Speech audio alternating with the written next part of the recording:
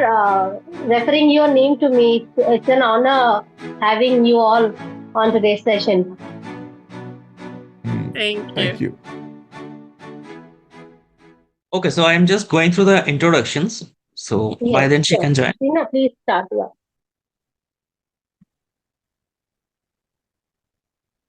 So, Thank all you. the best. Thank you so much. So, dear ladies and gentlemen, good evening from India and namaste. So, today we are going to have our international conference, session 3, about the global leaders on human rights and dignity.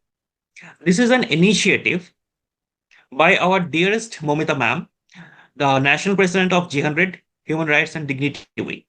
And this initiative is supported by Wiki, Youth and Community Empowerment Council, National Wings of India, Vinyas, Lions International, Destination Tours and Travels, and Locate. So again, we would like to say namaste and namaskar. This is the greetings from India. And then we all know about the G100, the global women leaders. This is a platform where we found 100 global women leaders. Among them, we have 100 national countries, country chairs, state chairs, and region chairs as well. So there is nothing to say much about this because the people who have joined today, they all know about it. So without wasting much time, I'm moving forward. So at first, it's my privilege to introduce our founder, Dr. Harbin Arora Rai ma'am, who is the founder of G100, All Ladies League, Women's Economic Forum, Women's India Chamber of Commerce and Industry, She Economy, and many more things. She is also the chancellor for Jharkhand Rai University, India, and he is counted among the most 100 reputable people in Earth. Along with that, she is a thought leader, global icon, and visionary for women. Being a businesswoman, she is also a philanthropist, author, humanitarian, spiritual seeker, and compelling speaker. So please give a big hands for our founder, chairperson, Dr. Harbin Arorai ma'am. I will introduce Soham, but before that, I would also like to welcome our audience that are here today. It's like a heartfelt greeting from my side for all the participants who have come together today for sharing their commitment towards human rights and dignity. And regardless of the borders, yet we have united to have a pursued world, which at individual rights we are having to, you could say, pledge our commitment, which is kind of definitely non-negotiable, and that's the reason I would like to thank each and every one of you who are present today. My co-host for the day is Soham Banerjee, and you could say all the words fall least if I even have to start to explain him. He's a very, you could say, dignified friend of mine at the same time. So I'll brief you about him a little. He's a national advisor for human rights and dignity. He's a state president of Youth and Community Empowerment Council, West Bengal. He's a genetic counselor, geneticist, and a psychologist. He is accredited NLP, CBT, and hypnosis practitioner, co-founder and director of Vinyas, a genetic counseling and an advanced research cell, CEO and an assistant professor of Locate. He's consultant genetic counselor for Bengal Cancer Foundation and Genetic Council India, vice president at Lions International, and a leading Lions Cancer Care Service. He's a genetic counselor, core member of Organization of Rare Diseases India (ORDI), a life member of a lot of other organizations as listed below. Thank you so much, Sena, for your kind introduction. Now it's my privilege to introduce you. So here, my co-host, Miss Sena Vyas. She is also a consultant genetic counselor and being the national member of Human Rights and Dignity Wing, G100. She is a genetic counselor, and not only that, she is the corporate manager of Lord Smart Microbiotech. She holds her master's in genetic engineering and a PG diploma in clinical research. Along with that, she have also studied bioethics from Harvard University. She is passionate about dancing and traveling. She is the co-founder and trustee member of Global Ed Advantage Trust. She is the founder and chairwoman of Locate, which stands for One Step Solution for Biological Sciences. Pai always had a soft spot for specially abled children and wants to serve the society at the level best. She has joined us. So please, guys, give a big hands for our beautiful co-host today. And now it's my honor and privilege to introduce our global chair, Miss Chantal Ma'am, to the dignitaries and audience. She is the special advisor to the president of DR Congo on youth and gender and violence against women Congo.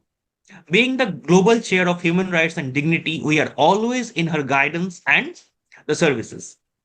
So after that, the most dignified and most passionate lady I have ever seen in my life, our national chair, Moumita Chakraborty ma'am, is over there.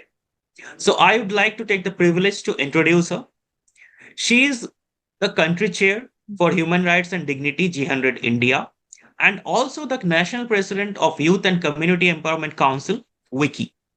She is a public speaker at WEF, which stands for Women Economic Forum, and conducted various sessions with renowned dignitaries from across the globe. And we can easily guess that thing by such initiative by her.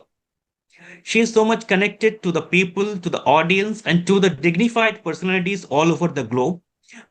Being the founder and CEO of Destination Tours and Travels, she is an Indian entrepreneur too. And being an Indian entrepreneur, she is a humanitarian, travel blogger, YouTuber, mental health speakers, and many more. She has been a devotee of Lord Saraswati Mata, and she is facilitated with the Young Achiever of the Year 2022 award at India's Most Trusted Brand of the Year 2022 and National Business Leadership Award 2019 for her Destination Tours and Travels. She is also has experience in the field of education sector, where she worked as a guest lecturer in several colleges in Bangalore, India. She has a true mindset to move ahead with the legacy of women power in India and supporting women empowerment in India. So with that, please give a big hands to our initiator of this session. And I'd like to ask her to say a few words about this. Please, ma'am, come to the dais. Thank you so much, Soham, for your kind words and introducing me so well in front of our dignified guests today. Warm welcome to each one of you. I'm so honored to have each one of you as our host, as well as my dear respected guests.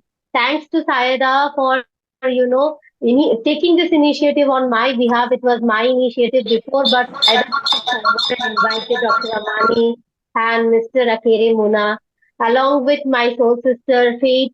I really thank all of you. And my love goes to Saida for, joining us today. Thanks to all of you for making this event so special. And you are joining us from different parts of the world. Dr. Amani is from Egypt, and Mr. Akiri is from Africa. Saida is our France country chair, and Faith is our Uganda country chair. And we are from India. We are so glad to have you on board today, and I can't wait to listen to all of your insightful thoughts. Warm welcome to all of you. I wish you all the very best. Thank you so much. Thank you, ma'am. Thank you so much for your kind introduction and kind words. So, before moving ahead with our speakers, I would like to acknowledge something. Today is World Health Day, and human health is the first priority among all humans, the Homo sapiens species. Today, we are talking about the human rights in a global level. So, today's theme is global rights in human rights and dignity. But today's being the World Health Day, the theme is my health, my right. So, along with that, I would like to proceed with our first speaker, Akere Tumana sir. A warm welcome to you, sir, in this session 3 of Global Meet. When I have been seeing her bio in Wikipedia, every lines amaze me so well. So some brief points we have collected to introduce him, and but these things are not enough to introduce him. So with the permission of Moumita ma'am, I would like to proceed.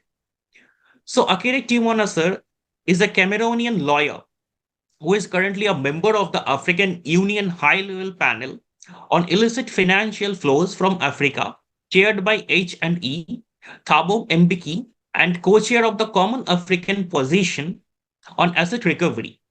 He was formerly the chairman of the International Anti-Corruption Conference Council and Sanctions Commissioner of the African Development Bank Group.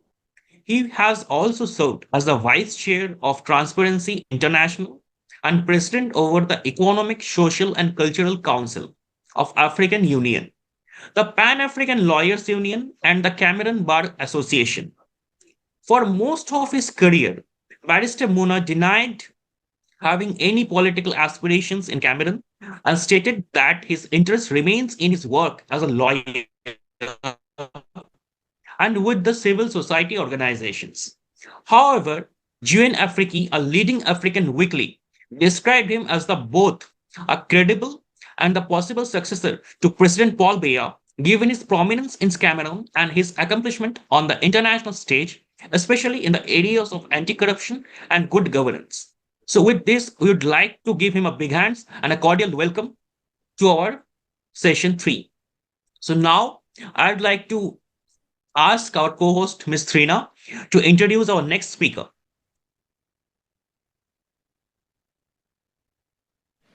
Can you? Yeah, we can hear you. Okay. I would like to take privilege of introducing Ms. Shayada AGREBI.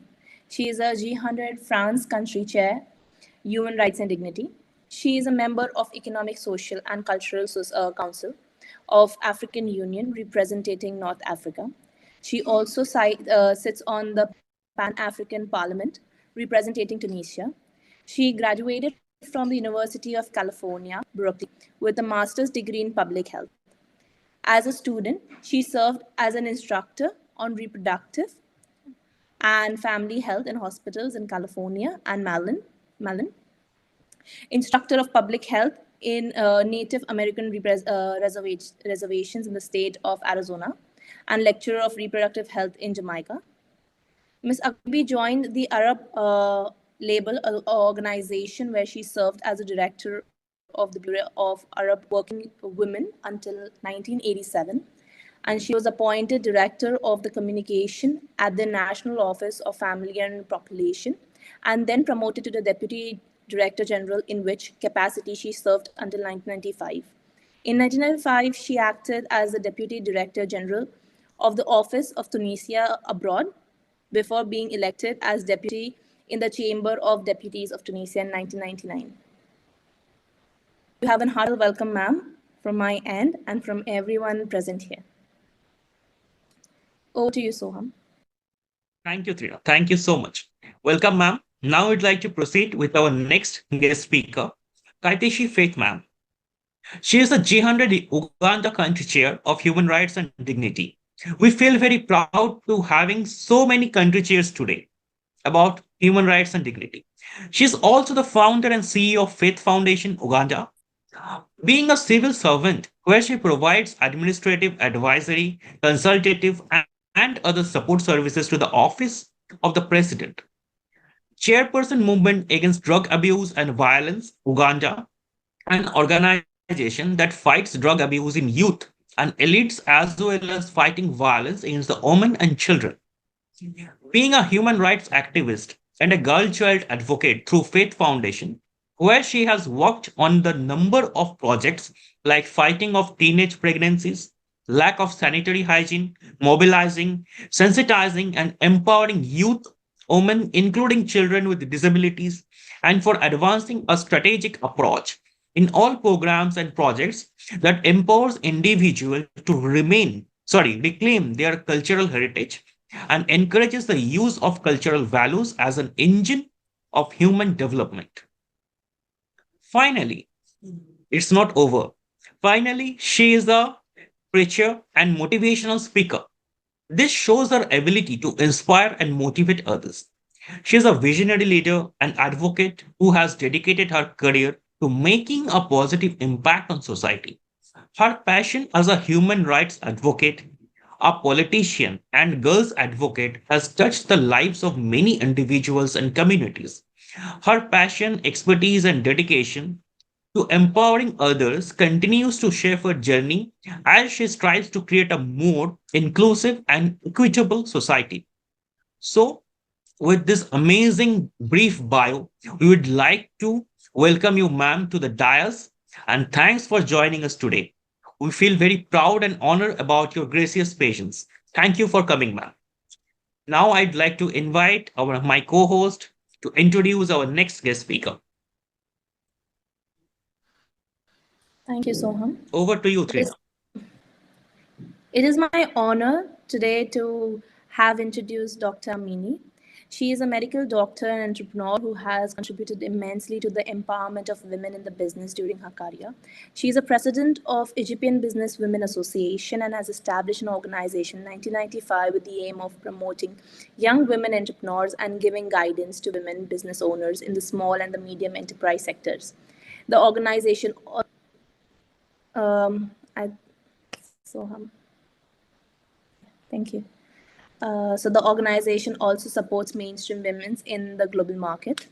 She has graduated from Cairo University, Faculty of Medicines, and master's degree and MD in pediatrics.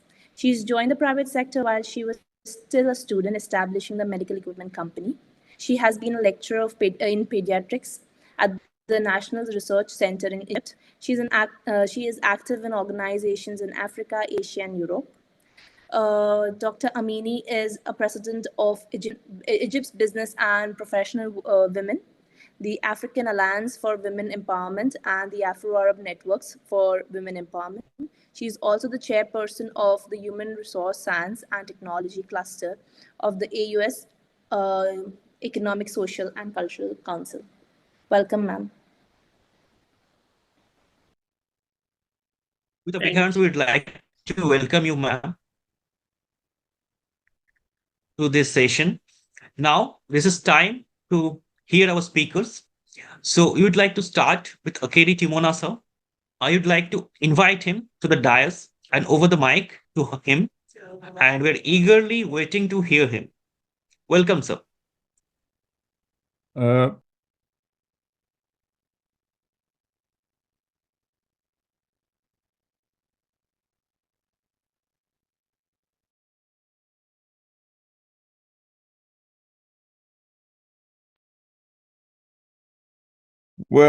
it's a pleasure, if you can hear me. It's a pleasure to be with you all this afternoon or evening, as the case may be. Particularly honored to have been invited.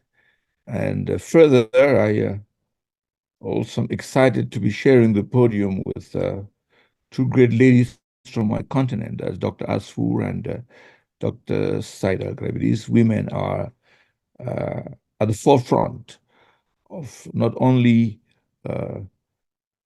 making sure that our continent moves ahead, that the women in our continent find their place in every field they are in. We are trying to talk about human rights and human dignity. It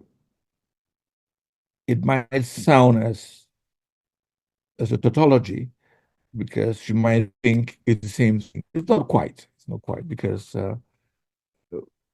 human dignity is who we are. That's intrinsic. That's what we are. It's as the core. That's who we are. Race, religion, all of that. That's what we have, and that's what must be protected. So, human rights now means nothing without human dignity, because human rights is like the shell. But inside that shell, you now find human dignity. So human rights is about protecting and guaranteeing human dignity. So human dignity is rather personal.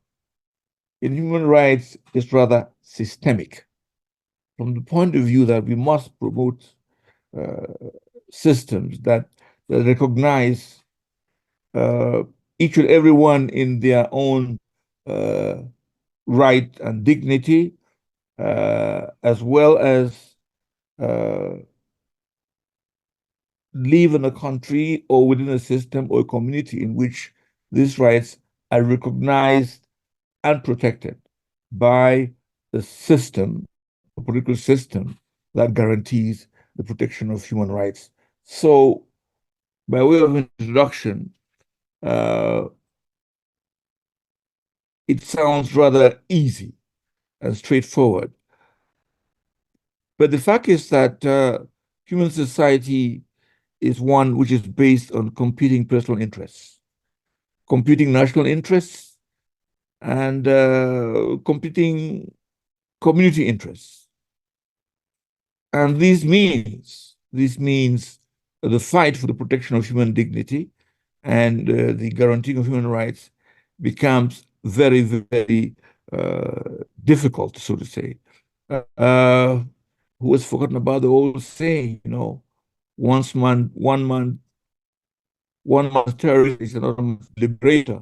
So you would look at, I don't know, Gaza and wonder what's going on there, and then look at Ukraine, and wonder what's going on there. So the battle really, and we have in the world today is it's building and putting together a world that guarantees that we are protected in our own intrinsic values, and that there's a system around us that guarantees our protection. So briefly put, I would that's my introduction to what we have to discuss today. I hope there will follow up questions for me to go further.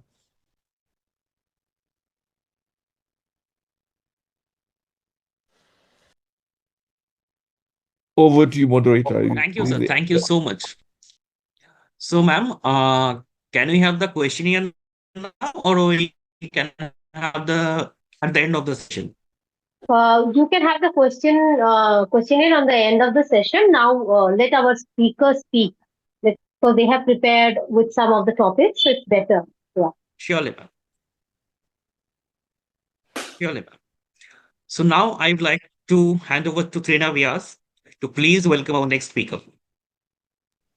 Okay. Before I welcome our next speaker, I would like to thank sir. Thank you so much for having to share your opinions, your insights. And definitely, if there's any question, meanwhile, can be put down in the box that I'll be discussing at the end of the session. I would like to call upon our next speaker, Ms. SAIDA, our France country chair of G100 Human Rights and Dignity Wing. Can we please have you, ma'am? Okay, can you hear me? Yes, Okay. absolutely. Absolutely. Okay, Welcome, and please go ahead. thank you. Assalamu alaikum from Paris in this holy month of Ramadan. Let's pray for women and girls who are suffering from wars like Gaza and Ukraine. And before starting my word, I would like to say that I was in Geneva March 8th for the International Women's Day, and the panel was discussing women rights by the president of the human rights in Geneva, and the dignity was the theme. I'm so happy that Dr. Amania Asfour and Dr. Muna Akere are here. They are great personalities who did so much for women, for civil society, for Africa, for everywhere in the world. They were always present to share their expertise and their experience. So I'm very happy to have them here. I'm very pleased that Moumita, I'm sure she will forgive me because the last time I missed my participation, so I wanted to pay double. So that's why I invited my friends, and I'm very happy from Paris, this beautiful French country where women's rights are lived, really, because I live here, to share with India. It's great. African from Europe to India. That's great experience, and I love that. Well, during the International Women's Day in Geneva, the ambassador Taylor invited all women diplomats in Geneva working for the United Nations. And there were 40 women diplomats working with the United Nations from all over the world. I was so proud from the level of women they are getting in all positions. They are really equality gender and SDG, UN SDG 5, we can feel it. Now we are almost halfway from Agenda 2030, and all of us, all stakeholders, governments, civil society, private sector, we are trying to move ahead the 17 UN SDGs.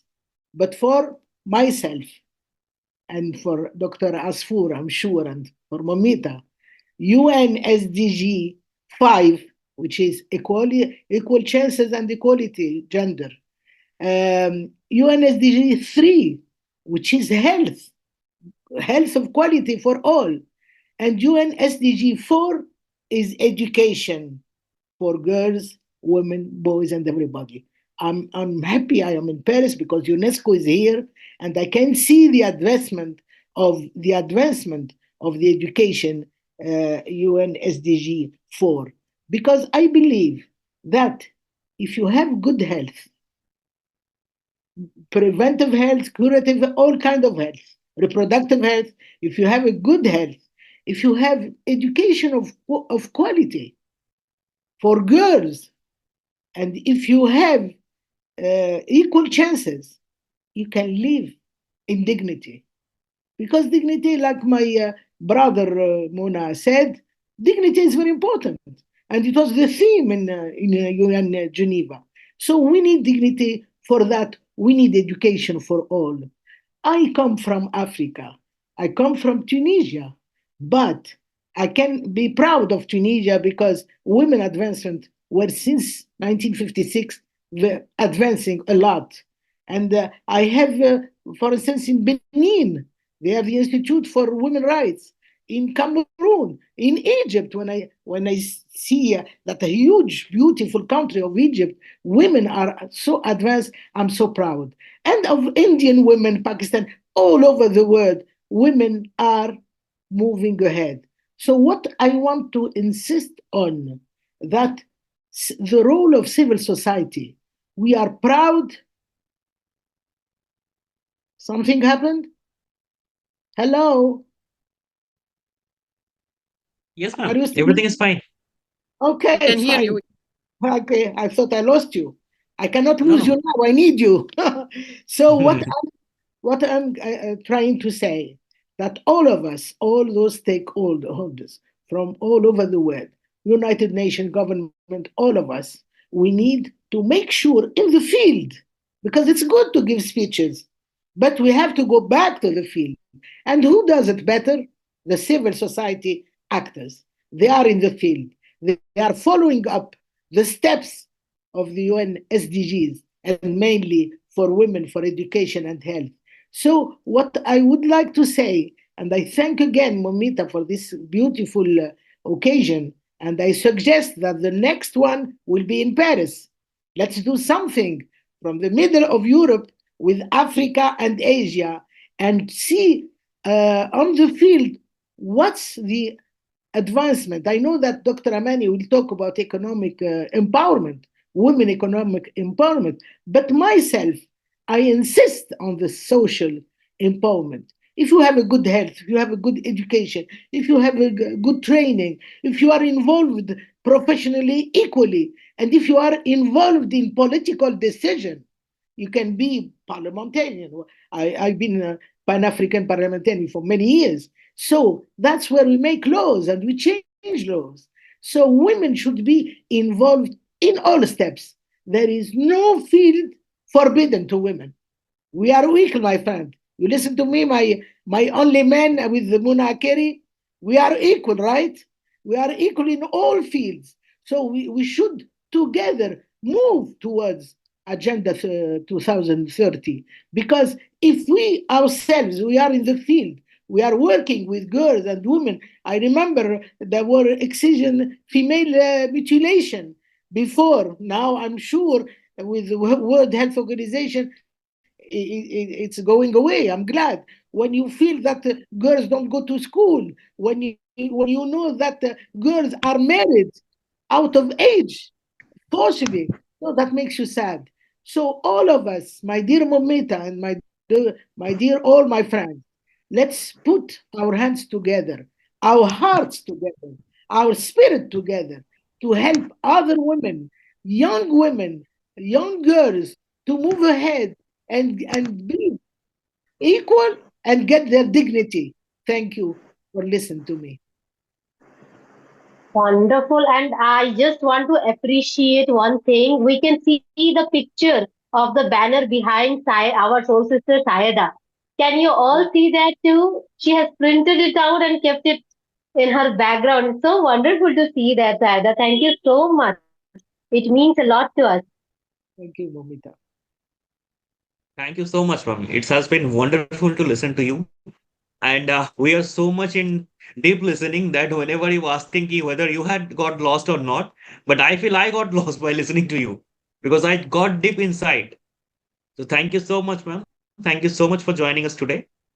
Now I would like to invite Kaitishi Faith, ma'am, to please come on the dais. The stage is yours.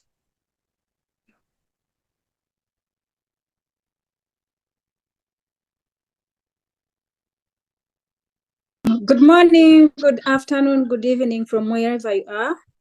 Namaste, India. I'm so honored to be here today. I first apologize for last time that I wasn't able to present. So sorry, but today I'm here. I thank God. Talking about human rights and dignity, I'll give case scenarios of my country where I'm coming from, where women's rights are so very much violated. Actually, as you read my profile, I'm trying my best to see that I fight for human rights, for the rights of women, young girls, and children. You find that a large percentage of girls here do not go to school. Once they reach a certain age in different cultures, because you have many tribes. So we have those tribes whereby girls, once she's 13, she has to get married. That means once you're growing up, your parents are just seeing the value of cows because that's what they pay for dowry. They are just looking at the dowry they are going to receive so that they can give you out. And that's why I'm fighting to see that these girls go back to school. I'm fighting for the rights of girls, women who face a lot of challenges in their homes. They face a lot of violence in their homes. So being a human rights and dignity chairperson for G100 has really made a very big impact and a milestone for me to fight together with my other colleagues. You know, in Uganda, human rights is not something you can just promote because of the leadership, because of the corruption. A lot of things are going on in Uganda because once you start talking about human rights, democracy, something like that, you know you're going to face it rough. So this, the international leadership plays a very big crucial role in promoting and protecting human rights globally, whereby it's helping us. Like today, you see, I'm here, tomorrow I'll be somewhere else preaching human rights and dignity, fighting for the rights of women. I'm glad today in Ugandan parliament, you can find that at least we have some women who are in the parliament. We have the vice president who is a woman. We have a prime minister who is a woman. Now they are starting to slowly by slowly getting there. But then once you talk about leadership, you know that is a no-go zone. But then we shall fight and we cannot let it. We have to fight for the rights of women. We have to fight for the rights of girls, rights of children, and everyone, because that is our right. Thank you very much. Thank you, ma'am. Thank you so much. We all are proud to have such dedicated and empowered women today in our session. So now I'd like to ask my co-host, Ms. Trina Vyas, to please invite our next speaker to the dais. Over to you, Trina. Thank you. I was hearing all of our speakers before. I'm completely in a trance, honestly speaking, because having to hear issues from all around the place of the globe is definitely enlightening, and you get to know so much about other places, situations, and definitely how things are adapting and people are contributing towards it. I would like to now call upon our next speaker, Dr. Mani, an international figure who has contributed immensely in empowerment and various other segments. Ma'am, can we please have you and on the dais? Thank you so much. Thank you very much. I'm really honored to be here in this very prestigious conference and meeting all of you from Asia, from Africa, in Europe and diaspora, and speaking about human rights and dignity. So with reference to human rights, we all know that women's rights are human rights. So we cannot really disaggregate women's rights from human rights. And about dignity, so in order to have dignity, we need to really empower the women socially, politically, and economically. So I have a thing which is about really how we empower women economically. I call it the triad of empowerment. And the triad of empowerment is based on 3 pillars. 3 P's. The first P is about personal empowerment programs. We need to empower our women by education, by capacity building, by training, by information, by awareness, to give her the proper tools for being empowered and being knowledgeable and being able to lead an enterprise, to deal with banks, to deal with even if she at all levels. So this is really about the first P, which is the personal empowerment programs. The second pillar is about policy advocacy. What does the governments and the legislation, the infrastructure, the laws that empower women? Does the constitution of the country really shows that there is no discrimination between a man and a woman? Does it offer the woman a real empowerment programs and laws that really empowers her against discrimination, against violence against women, against harmful traditions, against child marriage, even, I would just say. So this is actually the laws that the government have to do in order to empower our women. So for instance, in Egypt, we have a law that is, our constitution says about gender equality. There is no difference between man and a woman. We have also laws that minimum age of marriage is 18 years, so they cannot marry before 18 years. The education, the role, the enrollment of the young girls in education primarily is up to 97%, but after primary education, preparatory, and what is the real hinder? It's about poverty. It's about economic empowerment. So how really now do we endorse the implementation of the laws? Because the laws could be there, but what hinders the implementation of the laws? And this really, again, about how we have the third pillar about our project development, how to do projects, how to do that will really empower our women. So if we want to have economic empowerment of women, we need to have skills development for the women. We need to have business incubators, business development services. We need to have access to finance, access to the innovation, access to technology. It's about the whole circle of empowerment. And what we always say really is that democracy starts at home, because when the girl and the boy in the same house, if the mother is treating the girl less than the boy, it starts from there. So that is how we really need to make sure that, again, we change the mindset, we change the social norms that really favor some boy than a girl. So to change the mindset, I call it the strategy, the triple S strategy. To change any culture, a culture is about like an iceberg. You just not top it from up there. You need to melt it from the deep roots, the cultural roots of this negative cultural inheritance. And that would really talk about 3 S's. The first S is the state. What are the laws of the state that really promotes non-discrimination, promotes women empowerment, promotes gender equality? The state. And the second one is the society.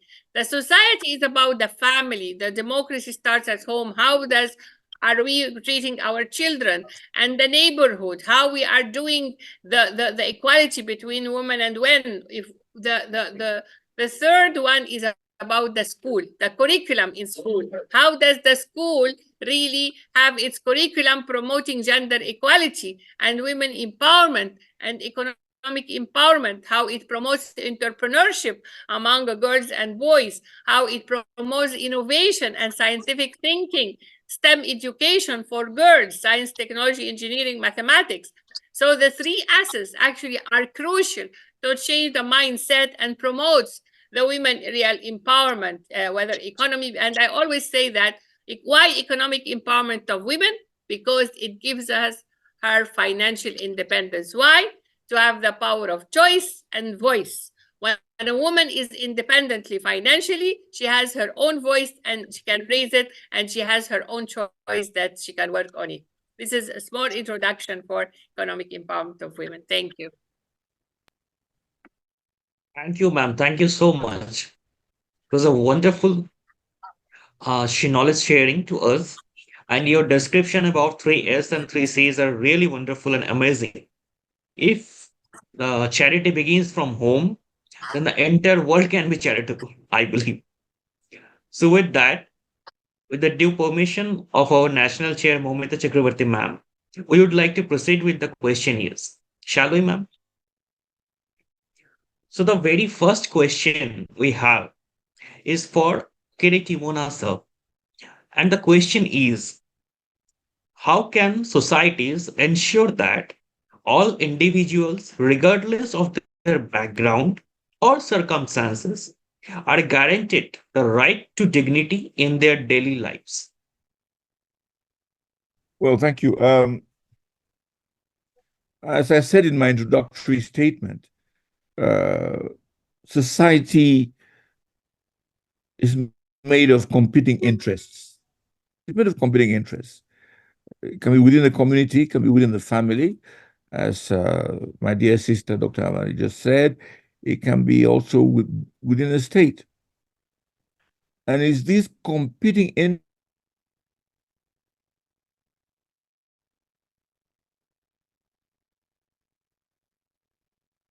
Sir, I think can you paused. and that, Yeah. and that now brings me to link in with something I've been working for the past 30 years. That's governance and corruption, and also nepotism. And if a society doesn't fight against different forms of discrimination, it's difficult for it to have a system in which human dignity and human rights can be protected.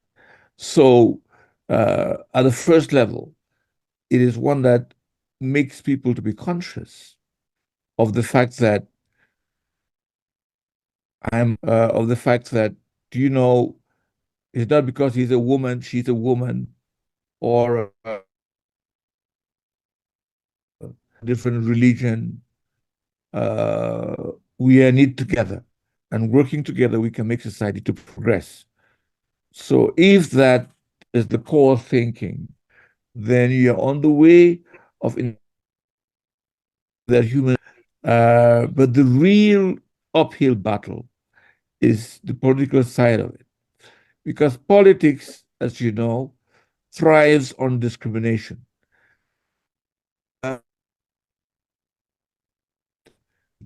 It would be the religion, it'll be the tribe, it'll be the ethnic group in fighting for these things. And so, and you're more aware of it in India than anybody else, the effects of this sort of politically weaponized discrimination that can really make it hard now to see the problems of discrimination. I mean, you just have to take a look at what's called as a great democratic United States. The way discrimination is weaponized now just puts human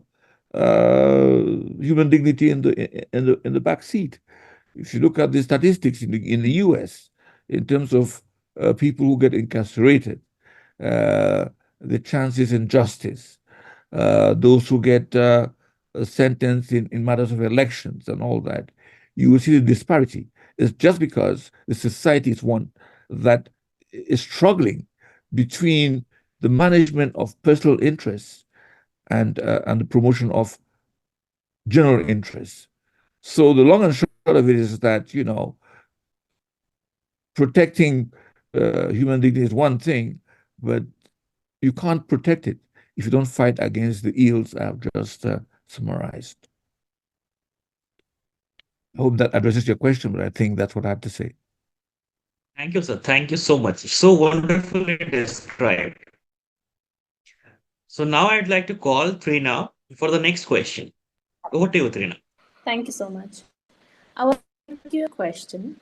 In what ways can government and organization address systemic inequality to uphold dignity as a fundamental human rights for all the members of the society?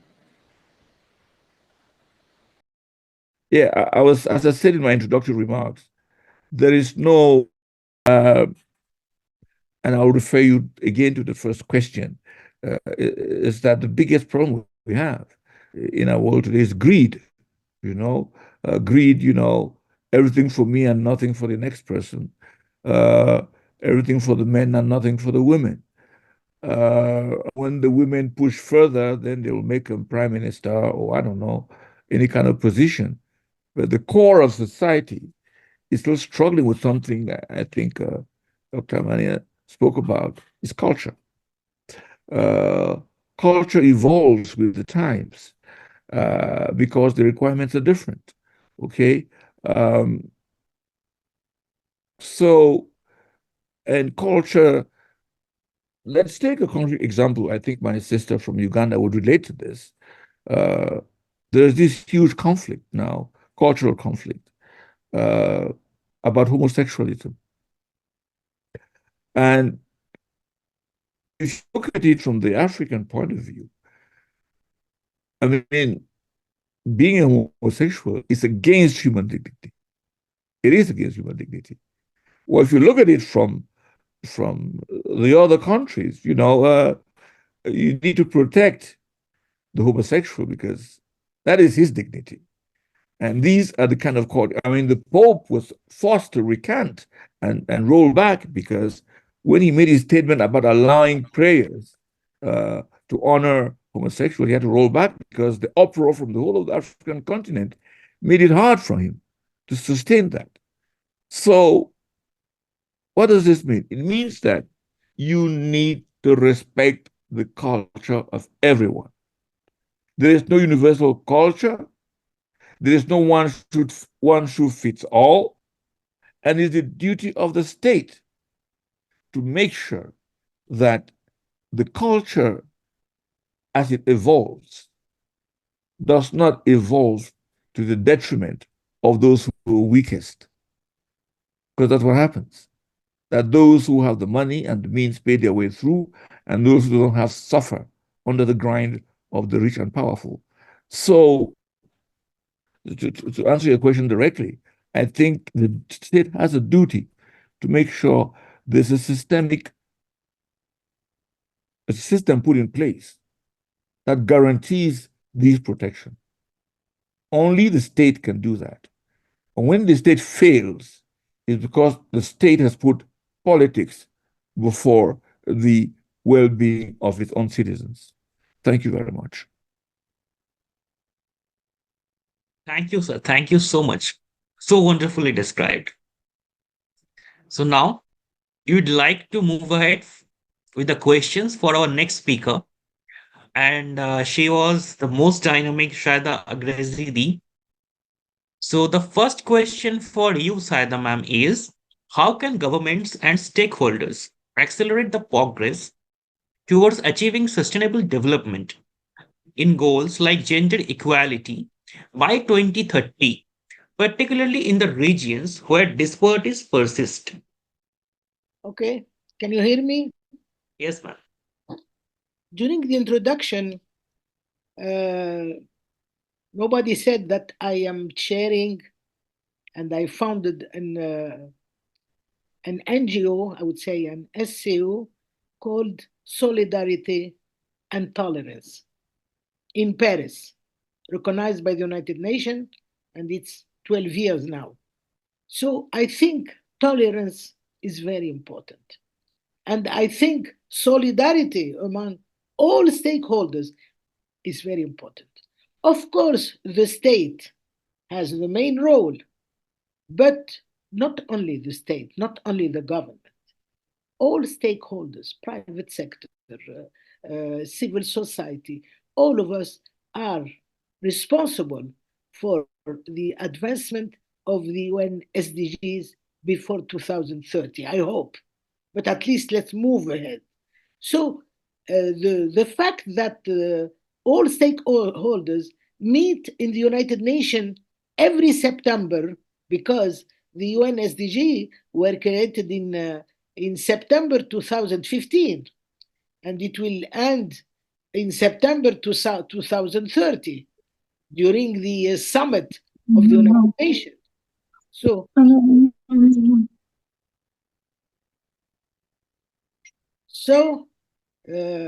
somebody moved. Can you hear me? Yes, ma'am. We can hear you. Okay. So what I would say that regular meetings in all with all stakeholders and mainly with the United Nations to do the follow up. Where are we? I like the slogan which says leave no one behind. All of us are involved. All of us need the 17 UN SDGs. And if I didn't talk in my presentation about the importance of equal chances in ICT, now information communication technology is everything. So it's the women rights to get involved with ICT, just like men. Because if we talk about equal chances, we have to adapt it in reality. And that is the role of the state, of the parliaments, of the NGOs, SCO, with private sector. Everybody is involved to move ahead the 17 UN SDGs, and mainly the UN SDGs: one, against poverty; two, against hunger; three, health for all; four, education of quality; and five, equal chances for men and women. Thank you. Thank you, ma'am. Thank you so much. And we are very sorry that we missed that important point in your introduction, but we are glad to know about this. So now I would like to ask Trina to move ahead with the next question. SAIDA, my name is SAIDA. That means lady, and I am a lady. My bad, ma'am. Okay. Okay, hello, ma'am. I would like to take the second question. What innovative strategies and partnerships are needed to overcome systemic barriers and ensure the full participation and empowerment of women and girls in all aspects of society, as underlined in the SDG 5 agenda?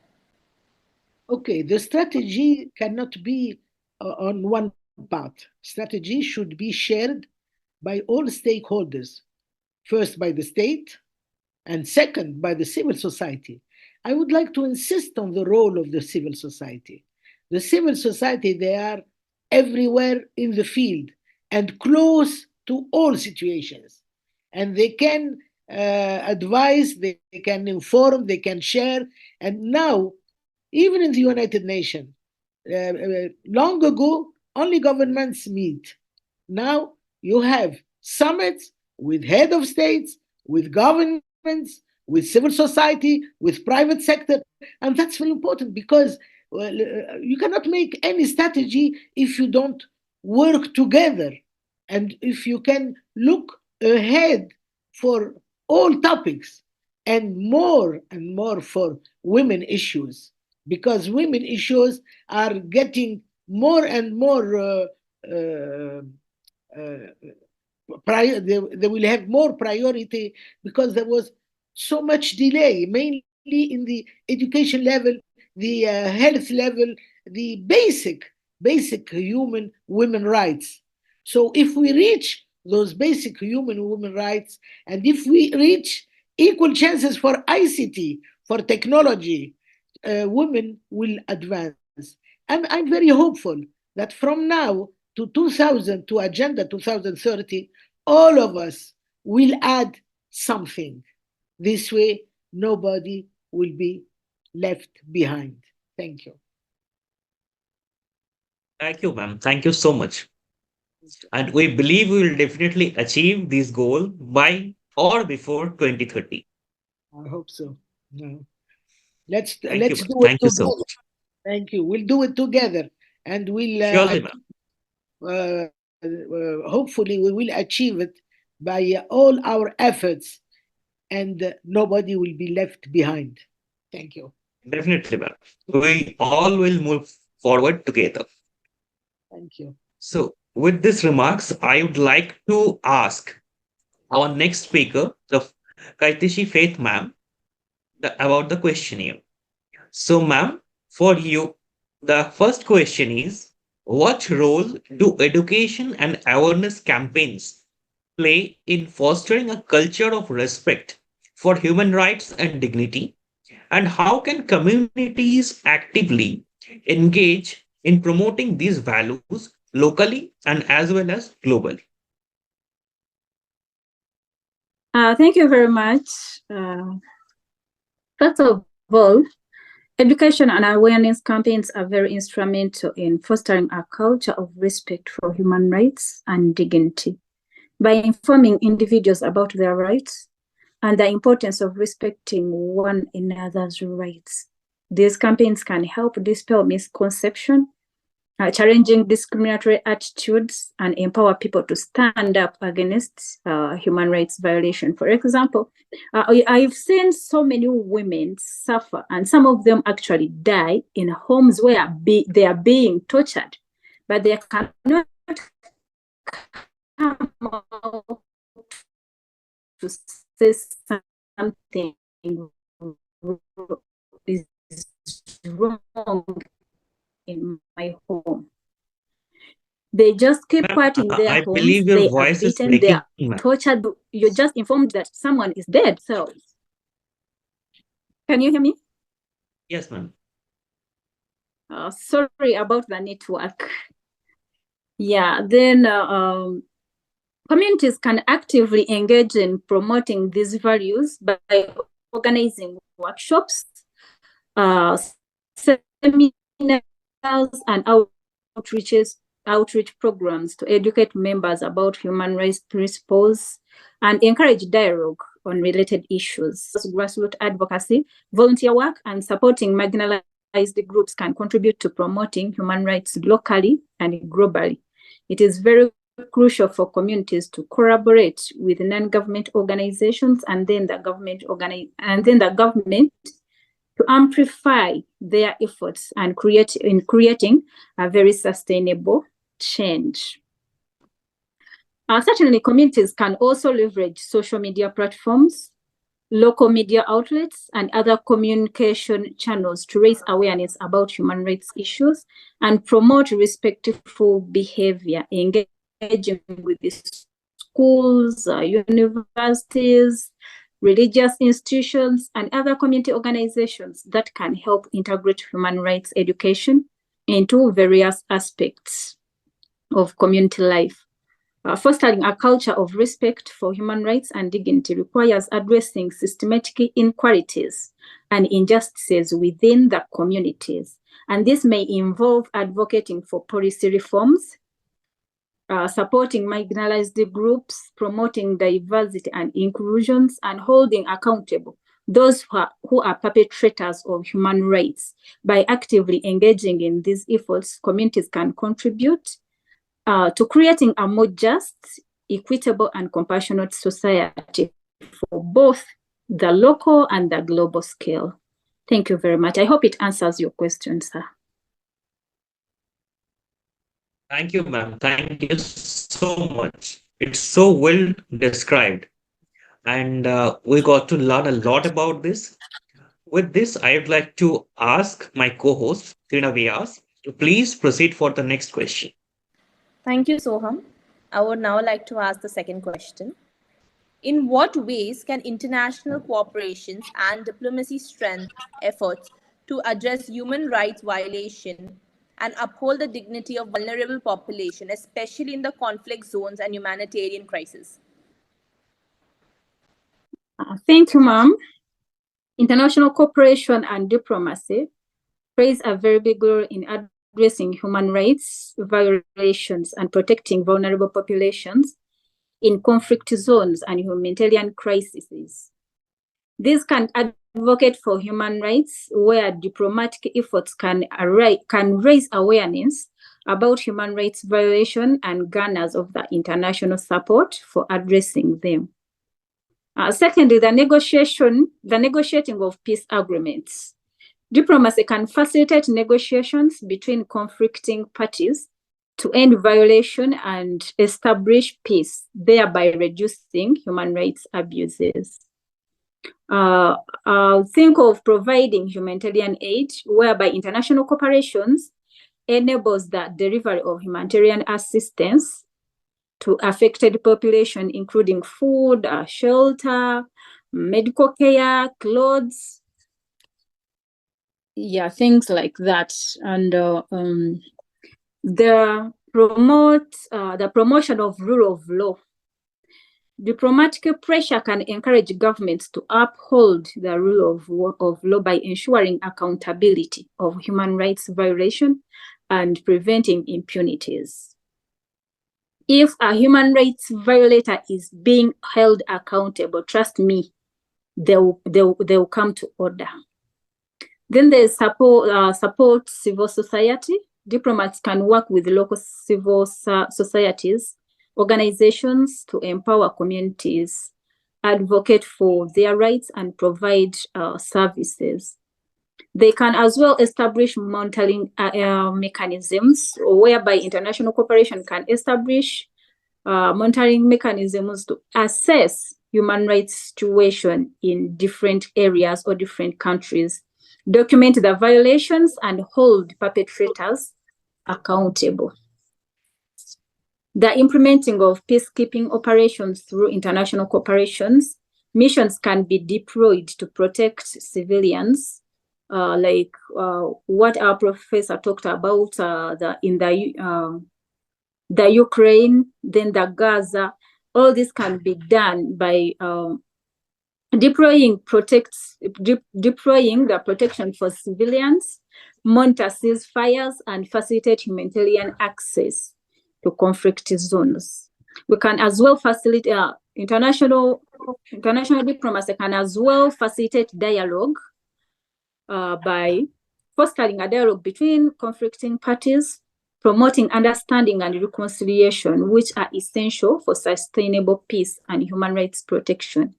International cooperation and diplomacy are very essential tools for promoting human rights, protecting vulnerable population, and resolving conflicts peacefully in the face of humanitarian crisis.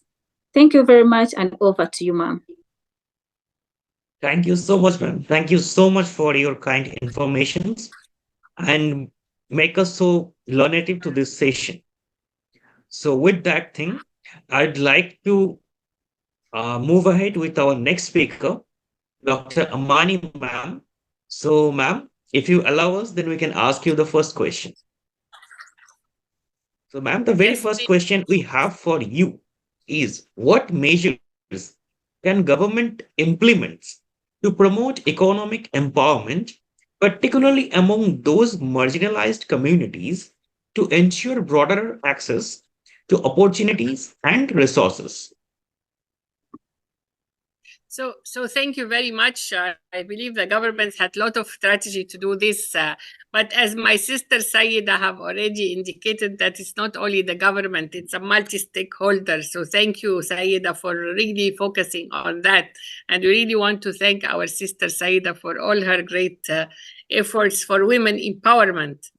She's a role model, actually, an icon for all of us as women empowerment. And thank her also for inviting me with you here to be here and bringing my name. Thank you, SAIDA, because we believe that governments with other stakeholders are the one who empower women. However, actually, regarding the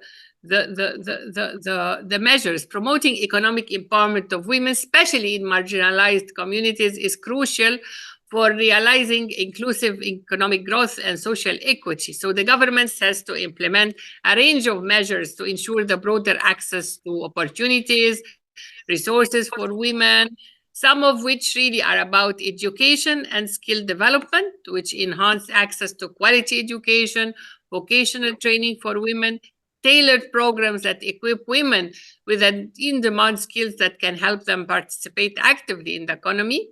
Again, another measure is about access to financial services. Implement policies that increase women's access to financial services, including banking, loans, credit, financial literacy programs that can empower women to make informed decisions about their finances. Entrepreneurship support. Develop programs that support women entrepreneurs with funding, with mentorship, with networking opportunities, business training, encourage women's participation in various sectors, especially those dominated by men, establishment of business incubators, business development centers. Again, the legal and the policy reforms, which enact and enforce the laws that promote gender equality and prohibit discrimination, protect the rights of women in the workforce. And that would really include ensuring equal pay for women in maternity leave, protection against workplace harassment, putting again childcare and family support services that provide affordable and accessible childcare services to enable women, especially mothers, to participate in the workforce. Of course, again, the healthcare access. It's very important that the government ensure women have access to comprehensive healthcare, which is essential for the active participation in the economy. And of course, public awareness campaigns, which is very important to conduct those campaigns to challenge and change the societal norms, as we said, and the stereotypes that limits women's role in the economy and society, and promote gender equality benefits for the entire community, of course. Again, as our sister SAIDA have said, the partnership with the NGOs and the private sector, the collaboration with the non-governmental organization, the private sector, to design and implement the programs that support women economic empowerment is really crucial, because this partnership really bring additional resources and expertise. And we really need to have to monitor and evaluate. So we have to establish those mechanisms of monitoring and evaluation for the effective of policies and programs that's aimed at about economic empowerment of women, and to use this data informed for the policy decisions and adjustment. We have to put training and capacity building and invest in training and capacity building, especially in digitalization era and the trade, the e-commerce, the financial inclusion. So by implementing actually those measures, the government can create an enabling environment which promotes the economic empowerment of women. Thank you. Thank you, ma'am. Thank you so much. So now I would like to request my co-host Trina Vyas to proceed with the next question. Over to you, Trina. Thank you, Soham. Thank you, ma'am. Definitely by hearing how togetherness works into empowerment and how to structure it has all been very insightful. I would like to go ahead with the same question. How can business and civil society collaborate to create sustainable economic empowerment program that fosters entrepreneurship, job creation, and financial independence for individuals and communities? Right. So this is a very important question, actually, because businesses and civil society can collaborate in various meaningful ways to create the economic empowerment programs and foster entrepreneurship and job creation for financial independence. So some strategies for this effective collaboration is about this partnership development, to establish strategic partnership where business and CSOs can bring together unique strengths and resources to the table. For example, business can provide funding, technical expertise, and CSO can offer deep community insights and connection. entrepreneurship support programs we could develop joint programs that support emerging entrepreneurs, particularly from underrepresented and marginalized community. And those programs can include mentorship, training in business skills, access to capital, networking opportunities. Again, the community-based job creation, collaborate on initiatives that identify and support local economic opportunities leading to job creation. Example, like business can work with CSO to develop local supply chains or support social enterprises. Financial literacy and inclusion is huge to work together to deliver these financial education programs that help individuals and communities understand and manage finances effectively, access to financial resources and services, and make informed decisions. Innovation labs and incubators, as we said, to establish innovation labs or incubators that encourage the development of new business, to train the women, and to address really those local challenges. Advocacy and policy influence. This is very important for advocacy because we need to join forces to advocate for policies that support economic empowerment, entrepreneurship, and job creation.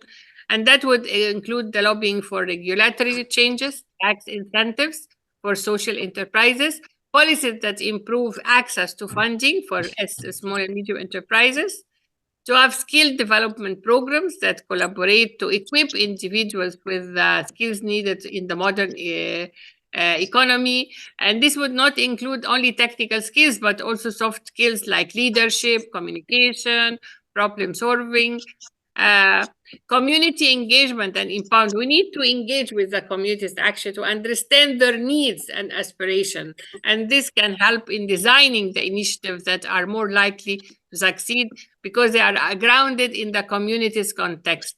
And I think at last is really about the sustainability and long-term commitment to ensure this collaboration is not about short-term, but aim to create a sustainable long-term impact that might involve setting up structures or foundation that continue the work beyond. So actually, by working together, businesses and civil society can create a holistic, sustainable economic empowerment programs that not only foster entrepreneurship and job creation, but also build a foundation for a long-term financial independence and community resistance. Thank you.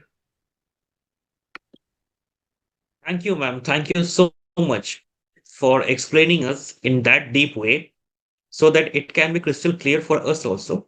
So we can move forward with these agendas and support the entire world with this kind of commitments. So now I would like to request our national chair, Moumita Chakraborty ma'am, to give us the permission to open this panel for the audience. Absolutely, you are allowed.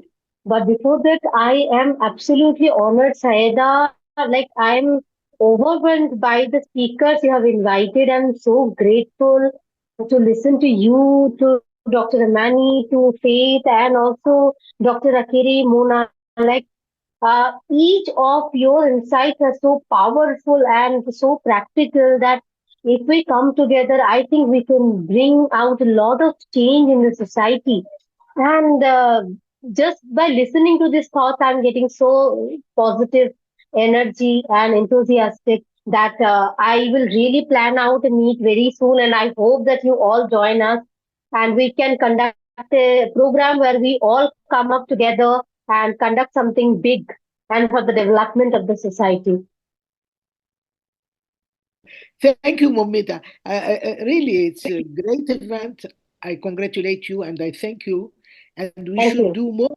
But we need some presence meeting. Absolutely. Online, we need to meet somewhere in Cairo with Amani. She organizes great events in Cameroon with my friend, here in Paris, or in Tunisia, in Geneva. Let's meet in presence. Absolutely. Why don't we do that? Online. Yeah, we'll do that. So what I want to say, Moumita, events like that bring all stakeholders together and they will think about it. They say, if they spend that time to share so that they can spend time to meet and advance and do something. So, and Absolutely. I would like to insist on we need to do something, all of us, for Yes. women and girls who suffer from wars. Women in Gaza, women in Ukraine, women in Congo, everywhere, women are suffering. We should do something for those women to have peace, because if you have peace, you can have education, health, everything. You Yes. can. Thank you, Moumita, for this great event. That Thank you, I'm Amani. honored. I'm so proud of Amani. I'm so proud of the chair. Man, chair, bravo. I'm Yes. proud of him. I'm proud of all of Absolutely. you. And you have not only doubled it, Saida, you have tripled it with your presence as well. You have not only doubled your chance of missing the previous, but I feel that everything is pre-planned, everything is destined. So today we have Dr. Anani and Dr. Akere also along with you. And Faith couldn't join last time. You also couldn't join last time. But see, today we have such a power-packed session, and it is very inspiring. It is very inspiring. We'll do something together very soon and offline. And we'll keep coming up till then with online sessions so that we can at least play our small part to, encourage the youth and everybody around us. Thank So you. these small messages. So did you forgive me for the other time? Oh no, no, please don't say that. The time zones were different. And yeah, after the session got over, Monica had informed you on the group that yeah, it's already over. But it's fine. It happened. I please, I don't have anything in mind, please. No. Okay, thank So, you. Let's make thank the you so record. much. Thank you so much. Thank you, I ma'am. think there Thank you are, so much. thank you. Yes, ma'am. You are. You are a handsome gentleman with all those women. Oh, I'm so proud of you. Yes, he is our Denim Club brother and country advisory member for India. And he's always there, and we are very proud of our brother, Soham. Thank Wow. you, ma'am. Thank you so much for your cordial appreciation. So now it's open for the audience. So if anyone of you have any questions or any queries or any doubts regarding today's agendas and discussions, so now the mic is all yours. I saw Malika raising her hand. Malika Abu Ahmed from Paris. I just saw her name. Please, ma'am, unmute yourself and you can ask the question.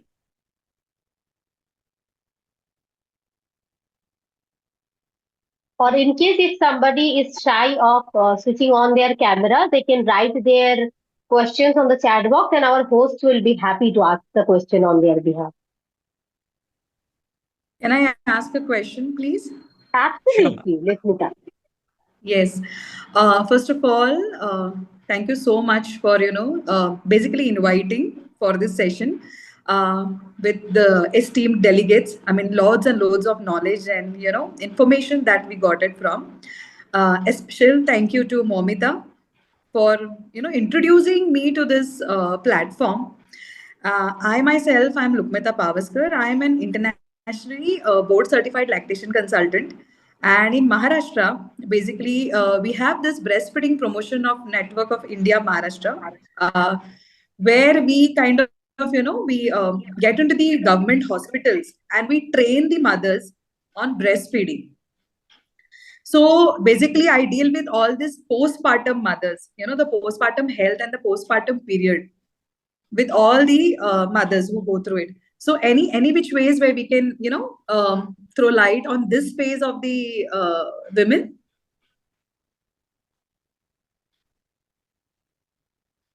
Please mention your question is for whom? Like you're just sharing your idea. Yeah, if anybody can answer, whoever is dealing with this phase basically of motherhood, or basically who are dealing with these issues of womanhood. Lukmita, Yes, ma'am. womanhood is beautiful, and motherhood is more beautiful. Yes. So, really, to be mother, to have the chance to bring up children for the future and for the society, there is no greater than that. Honestly, there are more and more facilities to help mothers and women to infant properly and in good conditions. So any suggestion, we've been all mothers and grandmothers myself. By the way, I have the age of the United Nations. When the United Nations is born, can you say it?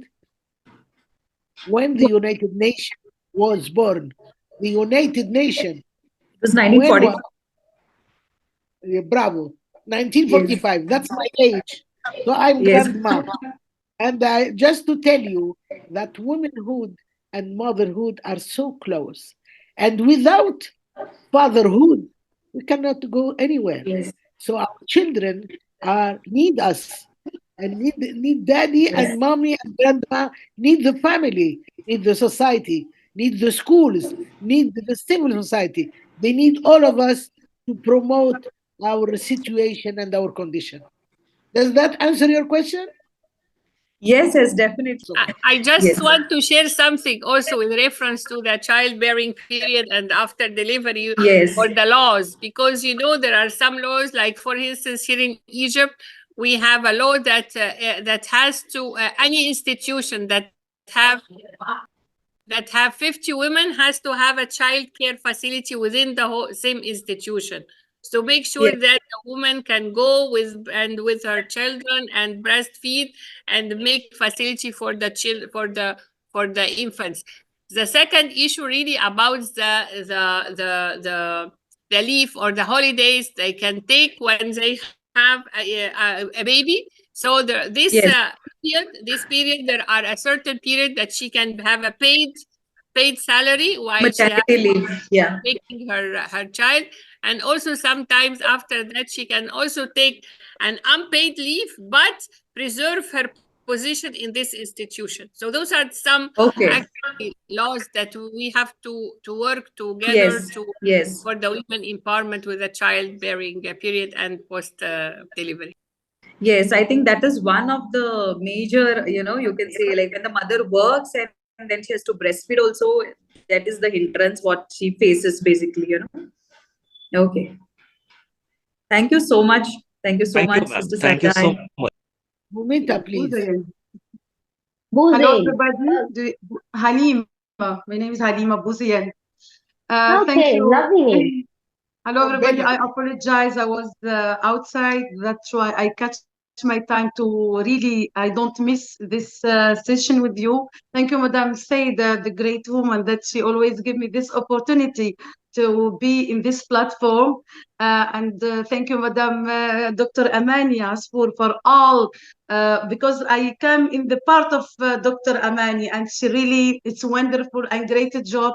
She have almost a lot of opportunity, and she have a strategy. Even she was giving us a lot of solution how we can concretize all this question that women look for. She already have the answer. Thank you again to join this platform with the Indian people, because Madam Saida know that I have a special relation with India. I have grown up and work with Indian people. I have been in Ahmedabad, in Gujarat part, and I know a little bit Bombay.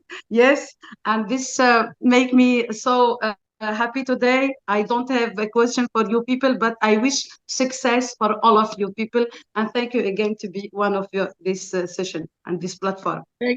Thank you, Halima. Halima is from Belgium, from Yes. Anvers. You see, it's international, Wonderful. and she's very active in civil society too. Love from India, Halima. Thank you, dear.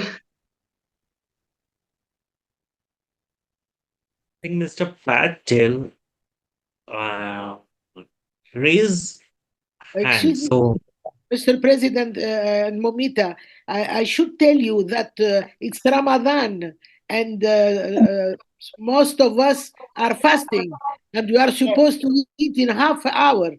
Don't keep us a lot. We need to fix our dinner. We Sure, need we'll, to we'll, we'll finish it up in within 10 to 15 minutes. Ramadan Kareem, by the way. Ram Kareem. Thank you. Thank you so much. Yeah, just one to two more questions and we'll just end the Sure, ma'am. session Sure, because ma'am. they have to finish I their think fast someone as well. raised their hand. Just Dale, is it? yeah, yeah. Please proceed. Hi. Yes. Can I say hello to everybody? It's been a privilege to hear all of you, actually. I'm based in London, member of Seroptimus International, but also have been working a little bit with G100. Currently, I represent Seroptimus International to Commonwealth. So I've listened to Sister SAIDA, I've listened to Dr. Amani. You're absolutely spot on. Literally, you hitting the nail on the dot. We can have words, we can talk a lot, we can discuss the issues we're talking about have been talked about for many, many, many, many years. But I think it's time to deliver. I constantly keep saying, what's the outcome? We can create policies. I think we all have. We have the goals. We have the SDG goals. We follow UN.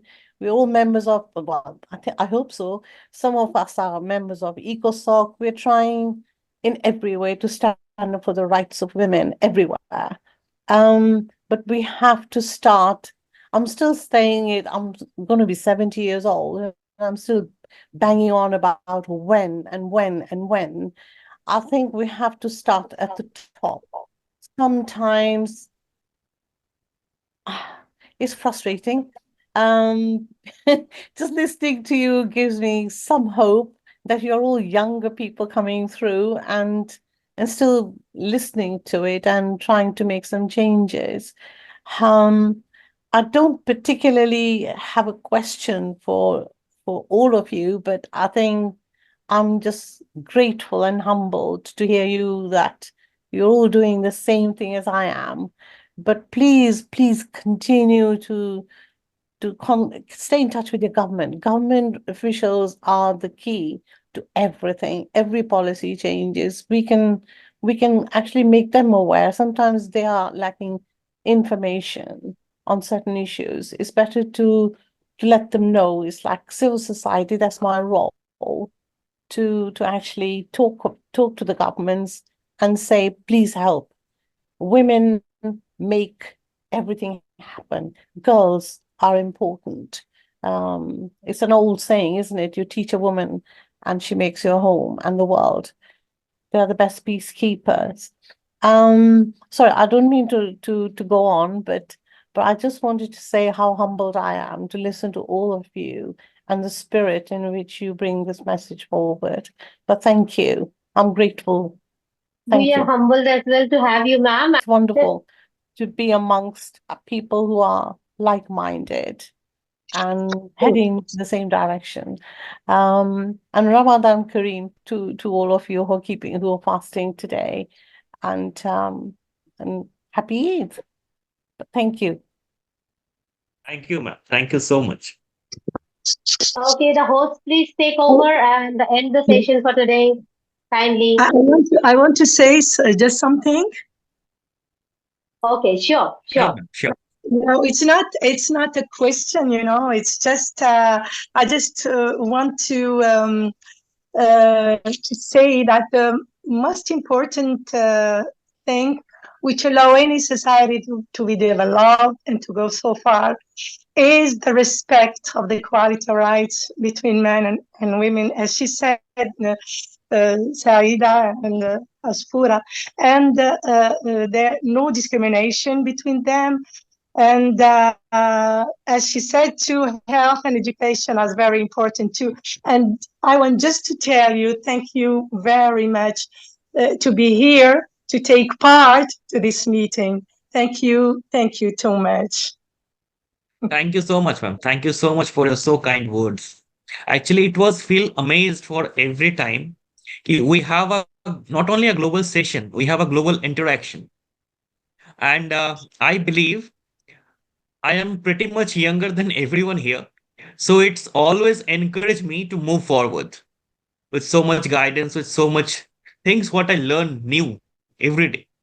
So I'd like to thank you, Moumita ma'am, for giving us such opportunity. And I would love to convey my cordial thanks to the esteemed speakers, to the dignitaries on and off the dais, to our beloved participants and my co-host for supporting us into such initiatives. And we believe this is not This is just the end of the session 3, and infinity sessions are coming forward. So with that note, I would like to hand over to Moumita Chakraborty ma'am to conclude the session. Thank you everyone for your kind presence. You have graced the occasion and everybody you meet, everybody happy, inspirational. Your thoughts were very inspiring and the way you conveyed your message is like awe-striking. I look forward to meet you once again very soon and I do not want to keep you all waiting any longer because it's already been more than 1.5 hours now. You all have been waiting, listening to each other and but the thing is energy is so positive that we have to come up again sometime very soon and looking forward to see you all. Thank you so much for joining and gracing the session for today. Thank you. Jai Hind from India. Thank you so much. Jai Hind. See Bye you all bye. soon. Bye, good Thank night, you. good morning, and Bye. Eid Jai Mubarak. Virendra. Bye. Salam alaikum. Bye. Thank Assalamu alaikum. Thank Walaikum you. assalam. Thank you. you. Jai Bye. Shirendra. Bye. Thank you. Bye. Have you, Razak? Bye. Bye, Marika. Bye, Razak. Bon Bye. appetit. See you, everyone.